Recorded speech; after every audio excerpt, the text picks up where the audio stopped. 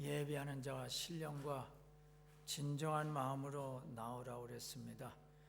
오늘 시간 회개하는 마음으로 또 예수님을 믿는 마음으로 우리 오늘 예배를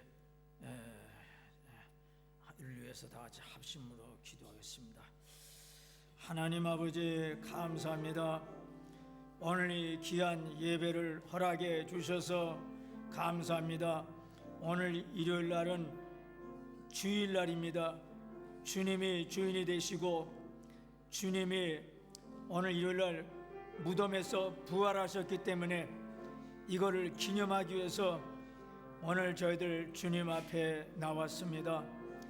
아무런 죄가 없는 예수님께서 우리들 때문에 십자가에 못 박히시고 무덤에 갇히시고 부활하심으로 말미암아 생명의 주가 되셨습니다. 우리를 위해서 십자가에 지신 예수님, 부활하신 예수님께 모든 영광과 감사와 찬양을 돌리옵나이다. 만왕의 왕 만주가 되시는 주님, 오늘 예배 주님께만 영광 돌립니다. 홀로 영광 받아 주시옵소서. 하나님 아버지, 이 예배 저희들이 신령과 진정한 마음으로 오늘 이 시간 나왔습니다. 하나님 아버지, 회개하는 마음 가지고 나왔습니다. 지난 한 주 동안 살면서 우리가 알고 지은 죄, 모르고 지은 죄, 생각으로 지은 죄, 마음으로 지은 죄, 행동으로 지은 죄 주님 앞에 다 고백합니다. 하나님 아버지, 주님, 우리가 참여하는 마음으로 오늘 이 시간 나왔사오니 주님, 예수님 피로 깨끗게 하여 주시옵소서. 하나님의 아들 예수 그리스도의 피가 우리를 모든 죄에서 깨끗하게 하신다고 말씀하셨습니다. 하나님 아버지, 예수 그리스도는 어제나 오늘이나 영원토록 동일하시다고 말씀하셨습니다. 오늘 살아계신 예수님 만나게 도와주시옵소서. 예수님 만나고 돌아가게 하여 주옵소서. 예수님 말씀에 은혜 받고 돌아가게 하여 주시옵소서. 무거운 짐을 다 예수님 십자가 발 앞에 다 내려놓게 도와주시옵소서. 오늘 시간 말씀으로 충만케 하여 주옵소서. 성령으로 충만케 하여 주옵소서. 진리로 충만케 하여 주옵소서. 은혜로 충만케 하여 주시옵소서. 저희들 아버지, 무거운 짐 다 주님 발 앞에 벗어던지고 주님이 주시는 말씀과 은혜 다시 한번 치료함 받고 용기와 힘을 얻고 하나님 이번 한 주간도 주님 담대하게 살아가는 저희들 되게 도와주시고, 오늘 이 시간 주님 마음의 병든 분들, 육신의 병든 분들, 생활의 병든 분들 예수님 만나서 치료함 받게 하여 주시옵소서. 예수님의 이름으로 치료함 받을 지어다. 마음의 상처도 치료함 받을 지어다. 사업의 어려운 문제도 해결될 지어다. 가정의 어려운 문제도 해결될 지어다. 이에 학업의 어려운 문제도 해결될 지어다. 하나님 아버지, 모든 어려운 문제들 주님 안에서 해결한 바는 이 시간 되게 하여 주시옵소서. 주님, 성령님 오늘 이 시간 시정일관 성령으로 충만케 하여 주시옵소서. 성령님을 인정하고 환영하고 모셔드립니다. 우리 성도님들 하나님의 평안과 기쁨으로 가득 채워 주시옵소서.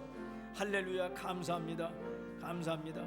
예수님의 이름으로 기도합나이다. 아멘. 찬송가 268장 찬양 드리겠습니다.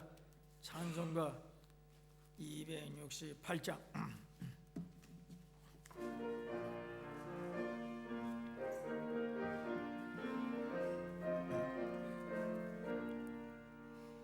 죄에서 자유를 얻게 함은 보혈에는요 주의 모여 시험을 이기는 흥리 아니 참 놀라운 능력이로다. 주의 보혈 능력이 도다. 주의 피 믿어 주의 보혈 그 어린 양의 매우게 중한 피로다. 육체의 정력을 이기는 보혈의 능력 주의 보혈 정결한 마음 얻게 하니 참 놀라운 능력이로다. 주의 보혈 능력이 도다. 주의 뱀에도 주의 보혈 그 어린 양의 매우 죄중한 피로다. 눈보다 너에게 말기는 것 요래는요 주의 보혈 부정한 모든 것 말기시니 참 놀라운 능력이로다. 주의 보혈 능력이 도다. 주의 믿어 주의 보혈 그 어린 양의 매우 죄중한 피로다. 그 주의 복음을 전할 제목 요래는요 주의 보혈 날마다 나의 찬송전이 참 놀라운 능력이로다. 주의 보혈 능력이 도다. 주의 믿어 주의 보혈 그 어린 양의 매우 예정한 배로다. 옆에 있는 분하고 축복하고 사랑합니다 이렇게 인사하시기 바랍니다.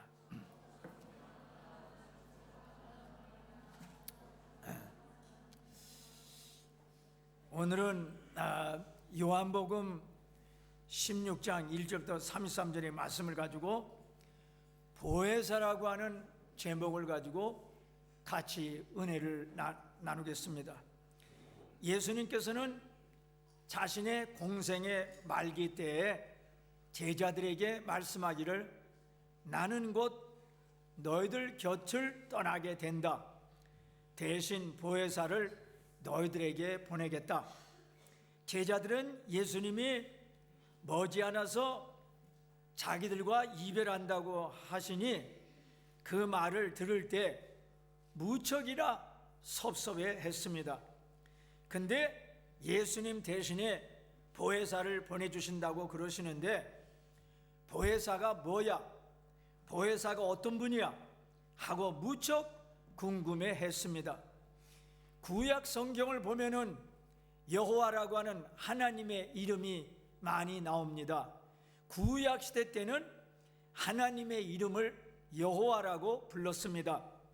그런데 예수님께서 살아서 활동하시던 신약시대 초기 때 특별히 사복음서인 마태, 마가, 누가, 요한복음을 읽어보면은 예수님 혹은 주님이라고 하는 말이 많이 나옵니다. 그래서 사복음서를 보면은 예수님이 활동하신 일들, 또 예수님이 베푼 기적들, 예수님이 하신 말씀들이 많이 나옵니다.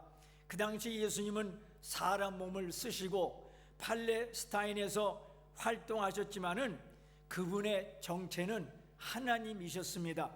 그때는 하나님이 예수라고 하는 이름으로 활동하셨습니다. 그런데 예수님께서 승천하시고 나서 그 이후부터 오늘날까지 우리들이 섬기는 하나님의 이름이 성령님으로 많이 나오고 있습니다. 사도행전에서 요한계시록까지 보면은 예수님이라고 하는 이름도 많이 나오지만은 성령님이라고 하는 단어도 많이 나옵니다. 성령님은 하나님이십니다.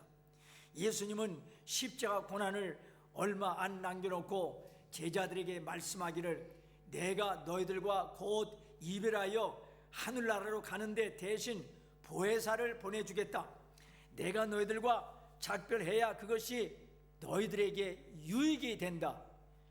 왜 그러냐고 하면은 내가 떠나가지 아니하면 보혜사가 너희들에게 오시지 아니할 것이요 내가 가면 내가 그를 너희에게 보내리라. 왜 예수님이 가시고 보혜사가 오시면 우리들에게 유익이냐? 우선 보혜사가 무엇인지 알아보겠습니다. 보혜사라고 하는 것은 헬라 말로 파라클레토스인데 두 단어가 합쳐서 된 말입니다. 뜻은 나를 돕기 위해서 지금 내 곁에 계신 분입니다. 이 단어는 그 당시 헬라 세계에서 재판정에 서 있는 피고를 돕기 위해서 부름받은 변호사, 혹은 어려운 인생 문제 해결을 위해서 부름받은 상담자, 또는 절망에 처한 자를 일으켜주는 위로자 등을 나타날 때 사용합니다. 이 보혜사가 성령님입니다.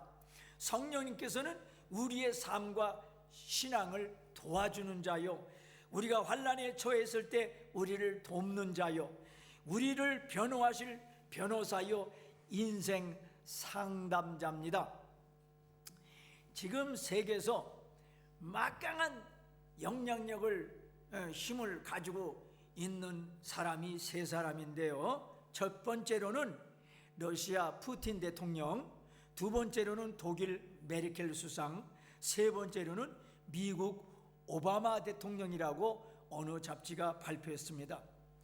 근데 푸틴 옆에 있으면서 푸틴에게 큰 영향을 미치는 사람이 브라디슬라우 소르코우라고 하는 사람인데, 그는 푸틴의 정치를 조종을 합니다. 그는 젊은 엘리트로 푸틴 대통령의 고문이요 조언자입니다. 그는 말하기를 나는 새로운 러시아의 시스템의 창조자다. 크레물린궁에서 내가 하는 일은 다양하다. 이데올로기 또는 매개체, 정치 정당들, 종교, 현대화 문제, 개혁, 외교 문제, 현대 예술 등 다 다룬다. 그는 자기 아이디어로 새로운 러시아를 창조해 나가고 있습니다. 푸틴이 이 젊은 고문의 아이디어로 세계에서 가장 큰 나라를 이끌어가며 세계 제일의 그런 영향을 미치고 있다고 하는 것입니다. 우리는 이 세상에서 성령님의 조언을 받으면서 살아가야만 됩니다. 그런데 한 가지 알아야 할 사실은 요한 1서 2장 1절에 만일 누가 죄를 범하면 아버지 앞에서 우리에게 대언자가 있으니 곧 의로우신 예수니라. 이 대언자는 원어로는 파라클레톤인데 보혜사라고 하는 뜻입니다. 그러므로 예수님은 처음 보혜사가 되고 성령님께서는 다른 보혜사가 됩니다. 헬라에서는 다르다고 하는 뜻을 표현하는 두 가지 말이 신약 성경에 나와 있습니다. 요한복음 14장 16절 다른 보혜사, 갈라디아서 6장 1절에 나오는 다른 복음, 요한복음 14장 16절에 다른은 헬라어로 알로스인데 그 뜻은 종류와 성질이 똑같은 다른 것을 말합니다.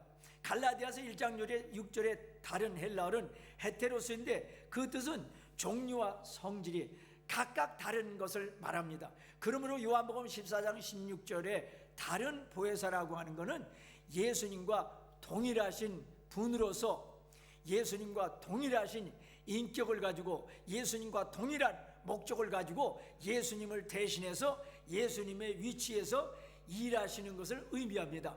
이 보혜사는 성령님이십니다. 그러므로 성령 보혜사의 임재하심은 예수님의 임재하심과 동일하신 겁니다. 성령 보혜사가 지금 내 옆에 나와 같이 계시는데 그것은 예수님이 지금 나와 같이 계시다고 하는 것입니다. 예수님께서 성령님의 오심에 관해서 말씀하실 때 마치 예수님 자신이 오심과 같다고 했습니다. 그래서 예수님은 이렇게 말씀했습니다. 내가 너희를 고와 같이 버려두지 아니하고 너희에게로 오리라. 지금 성령님이 우리와 함께 계시는데 이분은 영으로 오신 예수님이십니다. 그러면 예수님이 제자들에게 하신 말씀, 나는 가고 대신 보혜사가 오는 것이 너희들에게 유익이라고 말씀하셨는데 어떤 의미에서 유익합니까? 보혜사라고 하는 단어가 요한복음 14장 15장 16절에 여러 번 나오는데 요한복음 14장 15장 16절을 기준해서 말씀드리겠습니다. 보혜사가 오시면 우리에게는 이미 보혜사가 계신 거죠. 그때는 2000년 전에 주님께서 자기가 승천하기 전에 제자들에게 말씀한 거니까 내가 가고 보혜사가 너희들에게 오는 것이 너희들에게 유익하다. 첫째는 보혜사 성령님이 우리 안에 거하시고 영원히 사시기 때문에 유익한 것입니다. 요한복음 14장 20절 예수님께서 말씀합니다. 그날에는 내가 아버지 안에 너희가 내 안에 내가 너희 안에 있는 것을 너희가 알리라. 예수님께서 말씀하신 그날이라고 하는 건 제자들이 오순절날 마가 요한의 다락방에서 성령 세례를 받는 때를 가리킵니다. 요한복음 14장 16절 그가 또 다른 보혜사를 너에게 주사 영원토록 너희와 함께 있게 하시리니. 여러분, 예수님이 육신으로 제자들과 같이 계셨을 때는 그들과 항상 모든 사람과 같이 계실 수 없었습니다. 시간과 공간의 제약을 받았습니다. 그러나 예수님이 영으로 즉 성령님으로 오셨을 때는 시간과 공간의 제약을 받지 않으셨습니다. 예수님은 지금 영으로 즉 성령님으로 예수님을 믿는 20억 인류와 같이 계십니다. 왜냐? 보혜사 성령님으로 우리 각자 속에 계시기 때문에 그렇습니다. 예수님께서 지금 영으로 즉 성령님으로 우리 속에 계신 것을 믿으시면 아멘 하시기 바랍니다. 우리 몸은 하나님의 성전입니다. 왜냐고 하면 거룩한 성령께서 지금 우리 속에 계시기 때문에 그렇습니다. 요한복음 17장 26절 나도 즉 예수님도 저희 안에 있다. 그러므로 나는 혼자다. 나는 외롭다. 이런 말을 하지 마시기 바랍니다. 예수님이 내 속에 계시는데 왜 혼자입니까? 왜 외로웁니까? 예수님이 말씀하십니다. 요한복음 14장 16절 내가 아버지께 구하겠으니 그가 또 다른 보혜사를 너희에게 주사 영원토록 너희와 함께 있게 하시리니. 요한복음 14장 18절 내가 너희를 고와 같이 버려두지 아니하고 너희에게로 오리라. 여러분, 어떤 때 우리는 예수님을 직접 보기를 원합니다. 예수님이 2000년 전에 몸으로 나타나서 활동하신 시대를 그리워하고 예수님의 얼굴과 손과 몸을 만져보기를 원합니다. 예수님을 직접 본 제자들을 부러워합니다. 그러나 사실은 성령님을 모시고 사는 우리들이 더 행복한 것입니다. 몸쓰고 계신 예수님은 동시에 모든 사람들에게 나타날 수가 없습니다. 그러나 예수님이 영으로 즉 성령님으로 오신 지금은 동시에 예수님은 모든 믿는 사람과 함께 계십니다. 그렇기 때문에 예수님은 저 별 사이에 계시고 나는 이 땅 위에 있다 이렇게 생각하지 마십시오. 그렇게 생각하면은 예수님과 나와는 먼 그 관계를 느낍니다. 어떤 소원감을 느낍니다. 예수님은 영으로 지금 나와 함께 계십니다. 이렇게 믿고 살아야 돼요. 나와 함께 계신 예수님, 나는 외롭지 않습니다. 나는 행복합니다. 그래야 돼요. 그러니까 우리는 유익한 거예요. 두 번째로 보혜사가 오신 것이 우리에게 유익이 되신 두 번째 이유는 요한복음 16장 13절 진리의 성령이 오시면 그가 너희를 모든 진리 가운데로 인도하시기 때문이다 그랬습니다. 여기서 말씀한 진리라고 하는 게 뭡니까?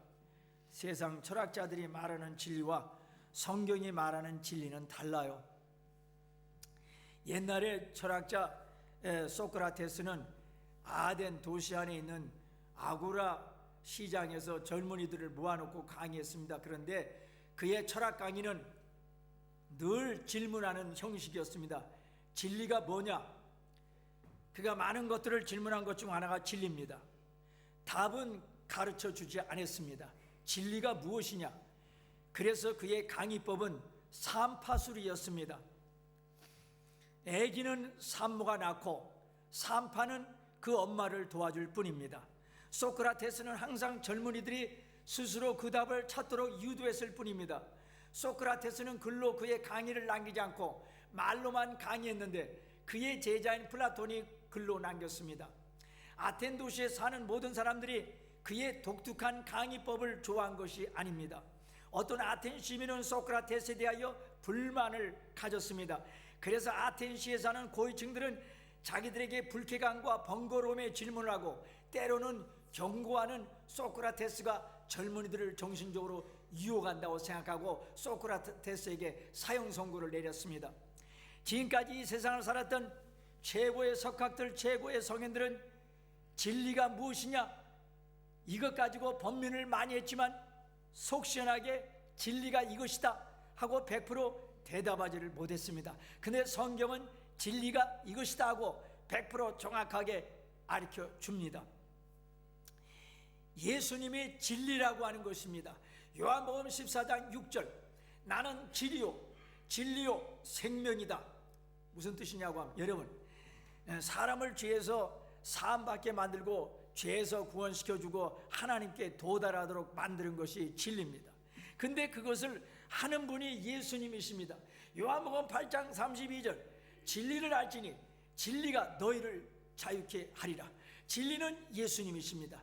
예수님의 십자가, 예수님 부활을 믿어야 죄 속박에서, 죄짐에서 해방되고 하나님의 자녀가 되는 것입니다. 우리를 죄에서 해방시키지 못하는 것은 진리가 아닙니다. 요한복음 1장 14절, 예수님은 은혜와 진리가 충만하니라. 예수님 통해서만이 사람들은 100% 죄용서함과 구원과 영생을 얻을 수가 있습니다. 참 자유의 사람이 될 수가 있습니다. 내가 성령 세례 받기 전까지는 참 진리를 몰랐기 때문에 이 종교가 진짜 진리인가, 저 종교가 진짜 진리인가, 저 우상이 진짜 진리인가 몰랐습니다. 또한 예수님이 참 진리인 줄 몰랐습니다. 근데 성령 세례 받고 나서는 참 진리를 알았습니다. 어떻게 알았느냐? 내 속에 계신 성령님이, 예수님이 진리라고 가르쳐 주었습니다. 예수님이 너의 죄값을 담당하려고 십자가를 지셨다. 예수님이 너를 의인으로 만들기 위해서 부활하셨다. 너가 예수님의 십자가 부활을 믿음으로 너는 죄용서함 받았다. 너는 구원받았다. 너는 죄짐에서 자유함을 받았다. 이거를 가르쳐 주었습니다. 그래서 예수님의 십자가와 예수의 의미를 알고 나서 예수님만이 참 진리구나, 이 사실을 깨달았습니다. 여러분, 참 진리는 예수님이십니다. 성령님이 하신 일은 무엇입니까? 요한복음 16장 8절 11절, 그가 와서 죄에 대하여, 의에 대하여, 심판에 대하여 책망하시리라. 죄에 대하라 하면 그들이 나를 믿지 아니하며, 의에 대하라 하면 내가 아버지께로 가니 너희가 다시 나를 보지 못하며, 심판에 대하라 하면 이 세상 임금이 심판을 받았습니다. 성령님이 오셔서 하는 일이 죄에 대해서 말씀하십니다. 이렇게 살지 말아라, 이거는 잘못된 것이다. 이렇게 살면 하나님이 슬퍼한다. 이런 도덕적인 윤리적인 죄도 성령님이 지적합니다. 그런데 예수님을 안 믿는 죄도 말씀하십니다. 하나님은 사람을 구원하기 위해서 예수님을 이 세상에 보냈는데, 이 예수님을 안 믿는 것이 죄라고 하는 것입니다. 성령님은 의에 대해서 말씀하십니다. 즉 예수님 믿으면 죄용서함 받고 죄가 없는 의인으로 하나님이 인정해 주십니다. 성령님은 내가 예수님을 믿어서 의인이 된 것을 가르쳐 주십니다. 성령님은 또한 심판에 대하여 세상을 책망하십니다. 즉 예수님 믿어야 하나님의 심판을 면하게 되고, 예수님 안 믿으면 하나님의 심판을 받습니다. 성령님은 우리에게 중요한 사실, 즉 예수님을 안 믿는 것이 죄고, 예수님을 믿어야 의인이 되고, 예수님 안 믿으면 심판받고, 예수님 믿어야 심판을 안 받는다는 것을 가르쳐 줍니다. 예수님이 참 진리입니다. 그래서 성령 충만하면, 보혜사의 인도를 받으면 예수님이 나의 구세주임을 깨닫게 하고, 그리고 이 보혜사가 나를 다른 신을 섬기지 않게 만들고 오직 예수님을 섬기게 만들고, 예수님과 더 친밀하게 만들고, 예수님을 더 좋아하게 만들고, 예수님으로 충만하게 만들고, 예수님을 제일 사랑하게 만들고, 예수님 없이는 못 살게 만들고, 예수님 중심으로 살게끔 만들고. 왜냐? 예수님이 진리이기 때문입니다. 진리란 또 뭐냐? 하나님 말씀입니다. 예수님 말씀입니다. 요한복음 17장 17절, 그들을 진리로 거룩하게 없어서 아버지의 말씀은 진리니이다. 참 진리는 하나님 말씀입니다. 성경은 하나님 말씀으로 가득 차 있습니다. 성경의 참 제자는 하나님이십니다. 왜냐? 하나님의 영감을 받은 저자들이 썼기 때문입니다. 그래서 참 진리를 알고 싶으면 성경을 읽으시기를 바랍니다. 또한 예수님이 하신 말씀도 진리입니다. 요한복음 8장 45절 46절 내가 진리를 말하므로 너희가 나를 믿지 아니하는도다. 너희 중에 누가 나를 죄로 책잡겠느냐? 내가 진리를 말하는데도 어찌하여 나를 믿지 아니하느냐? 의미가 뭡니까? 예수님께서 말씀하신 의미는 내가 말하는 건 100%다 진리라는 겁니다. 내가 말하는 거는. 그러므로 어느 누구도 내가 한 말에 대해서 책 잡을 수 없다고 하는 뜻입니다. 여러분, 사람이 이렇게 말할 수가 있습니까? 누가 감히 내가 말하는 모든 것은 100% 진리다, 하나도 틀린 것이 없다, 내가 말한 모든 것은 100%다 이루어진다, 나는 미래에 일어날 일을 100%다 알아맞춘다, 이렇게 말할 수 있는 사람이 있습니까? 없죠. 오직 예수님 말씀만이 진리입니다. 하나님 말씀만이 진리입니다. 그러므로 우리의 삶의 기준은 하나님 말씀이고 예수님 말씀입니다. 믿으시면 아멘 하시기 바랍니다. 소크라테스는 아테네 젊은이들에게 진리가 무엇이냐고 탐구적 자세로 물어봤습니다. 빌라도도 예수님에게 진리가 무엇이냐 하고 조소적인 자세로 물어봤습니다. 소크라테스야 예수님 만나보지 못해서 그가 한 질문을 이해합니다. 그러나 빌라도는 예수님을 직접 만났습니다. 예수님이 바로 자기 앞에 서 계셨습니다. 더구나 예수님께서 빌라도 보고 자신은 진리에 대하여 증거하러 왔다고 그랬습니다. 진리에 속한 자는 내 소리를 듣는다고 말씀을 했습니다. 즉 자신이 진리고 인류를 구원하러 오신 구세주고 지금 자신이 하고 있는 말이 진리라고 하셨습니다. 예수님께서 빌라도에게 하신 말씀한 뜻이 이것입니다. 그러면 빌라도가 즉시 깨닫고 예수님이 진리군요. 예수님은 인류를 죄에서 구원하러 오신 참 진리군요. 그러므로 예수님이 하시는 말씀도 진리입니다. 제 나이가 이제 50인데 그동안 정권 욕심에 눈이 어두워서 바르게 살지 못했습니다. 죄를 많이 범했습니다. 이제는 나머지 생애를 바르게 살겠습니다. 진리요 구원자 되신 예수님, 저의 모든 과거의 죄를 회개합니다. 예수님을 저의 구세주로 영접합니다. 이제는 진리신 예수님 말씀대로 살겠습니다. 진리가 무엇인지 깨달았습니다. 진리신 예수님을 만났으니 이제는 눈 감아도 후회가 없습니다. 이렇게 했으면 그는 예수님 통해서 구원받았을 것입니다.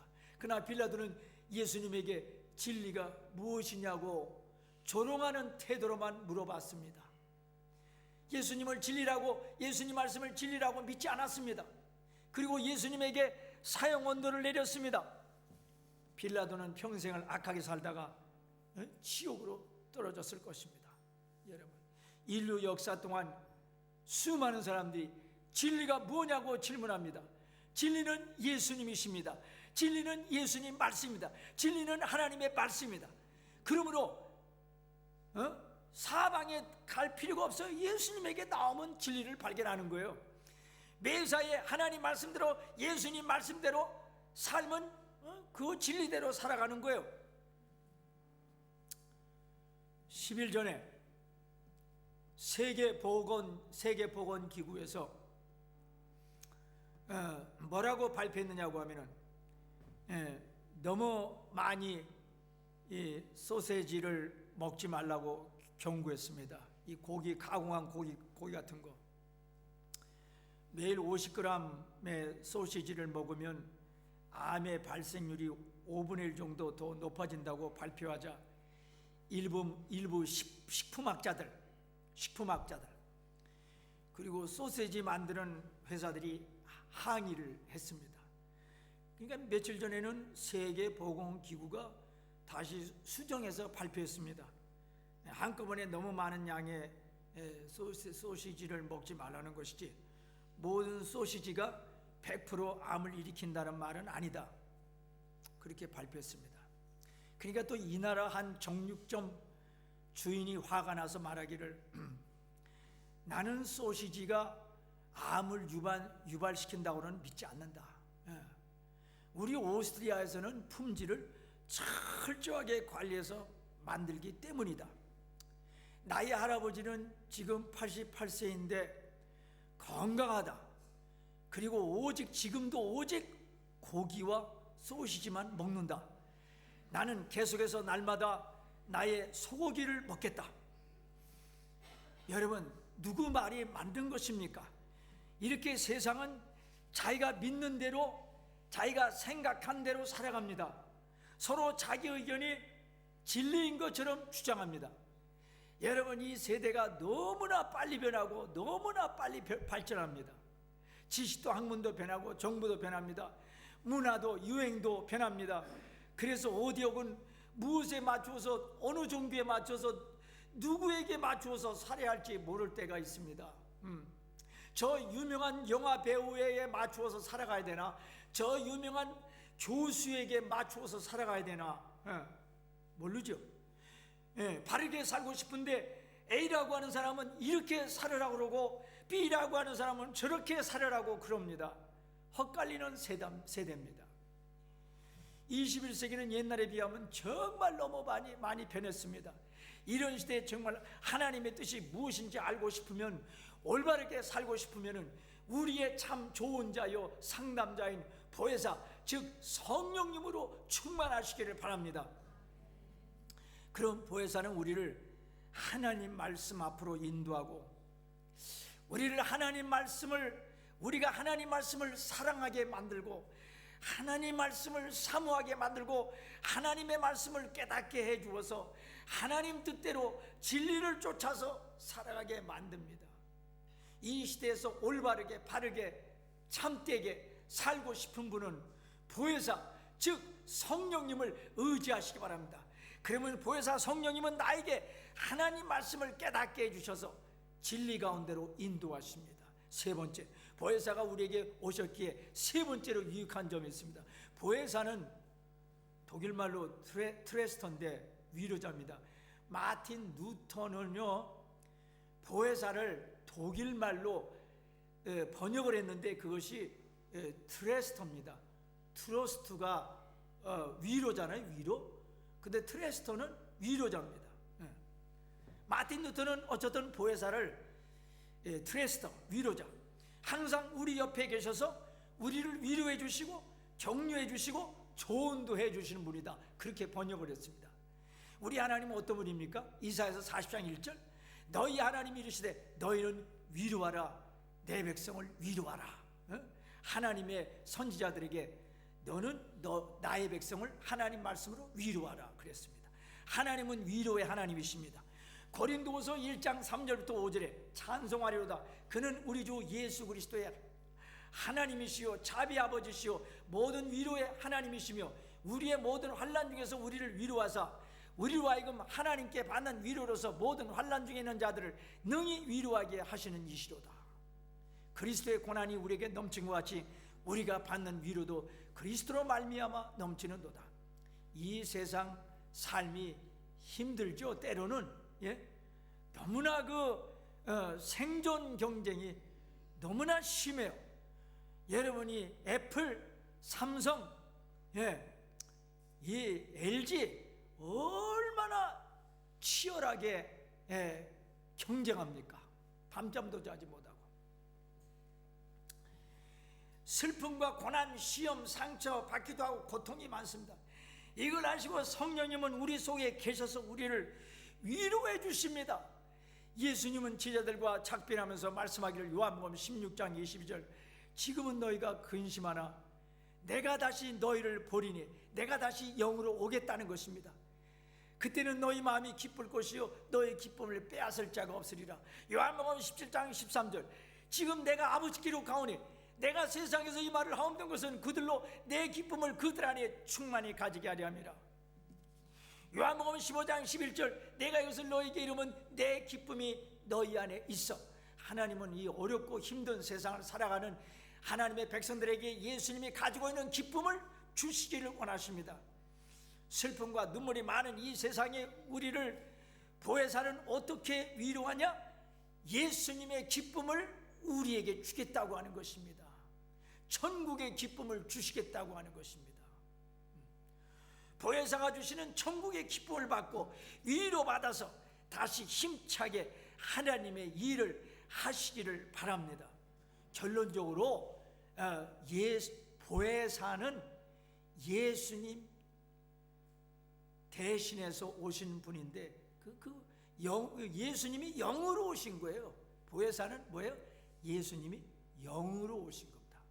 예수님이 영으로 오신 겁니다. 예. 그냥 보혜사는 예수님이에요. 예. 이분이 우리에게 지금 우리와 함께 계셔가지고 24시간 함께 계셔가지고 우리에게 큰 유익을 줍니다. 큰 유익. 첫째는 늘 우리와 함께 계시기 때문에 그렇습니다. 그러니까 저 멀리 계신 하나님 생각하지 마시고 내 옆에 나와 함께 계신 그 예수님 생각하십시오. 두 번째, 우리를 진리 가운데로 인도하십니다. 세 번째, 우리를 위로하십니다. 다 같이 오늘 주신 말씀 생각하고 우리 조용히 우리 합심으로 기도하겠습니다. 하나님 아버지, 하나님 아버지,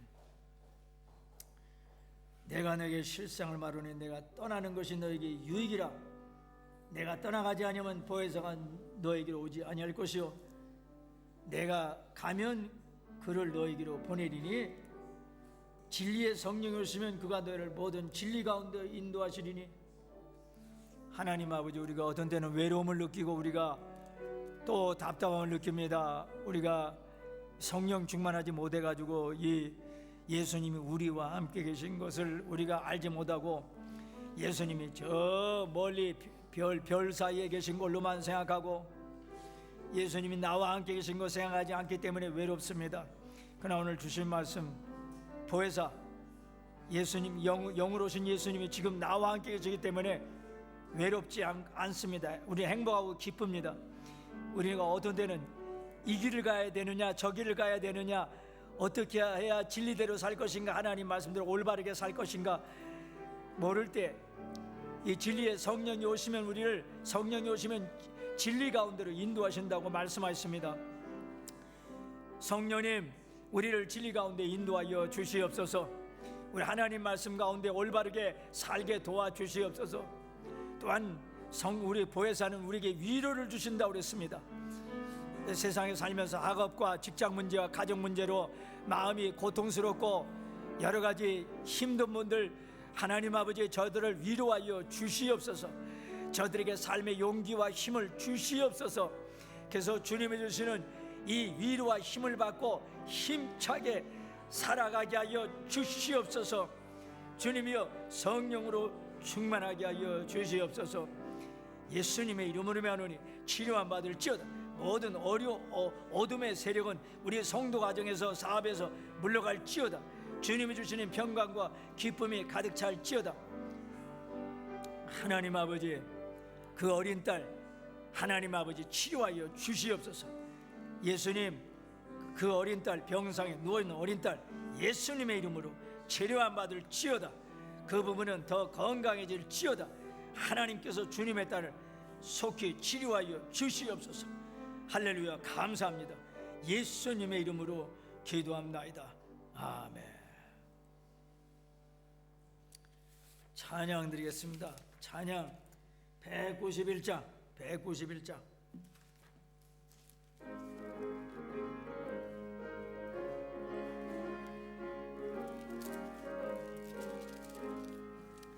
내가 매일 기쁘게 설레게랭하며 주의 팔이 나를 안보하며 내가 주의 건복을 갖는 장대 비결은 주의 영이 함께하므로 성령의 해지네 할렐루야며 신네 좁은 길을 걸으며 밤낮 예뻐하는 것 주